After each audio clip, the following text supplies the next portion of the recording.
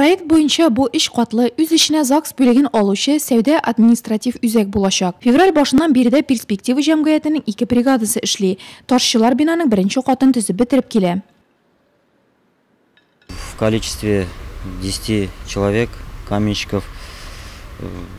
10 ташчы диварларны күтәрә башладык. Һава торышы яхшы торганда озаграк калып та эшләргә тырышабыз. Срубларга сыешырга кирәк бит.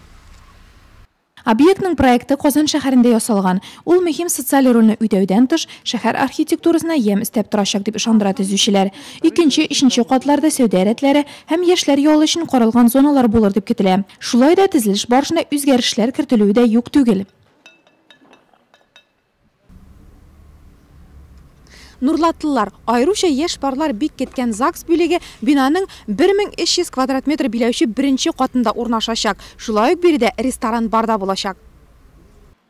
Нурлатның үз ЗАГС бүлеге булуы яшьләрне иң шатландырганы шулдыр мөгаен. Бүлек урнашкан беренче катта витражлы тәрәзәләр, йөк һәм пассажирлар ташу өчен 2 лифт булыр дип көтелә. Бинаның тышкы ягы исә керамик гранит белән җылтылачак.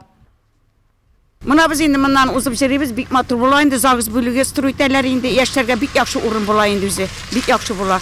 Яшьләргә матур гына иттереп, иләнешеп, яшьләр бергә торып матурны әйтеп, шушы ниләр ЗАГС бүлеге илгереп, шунда язылышып, никахлар үткәтеп, бергә шунда яшәргә булсын. Я сама недавно замуж вышла, это очень здорово, конечно.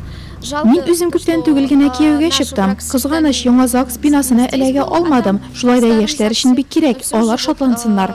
Чтобы другие молодожены также радовались. Объектның кайчан төзелеп бетәсен һәм файдалануга тапшырыласын төгәл генә әйтеп булмый. Эшләр башланды, шунысы куандыра.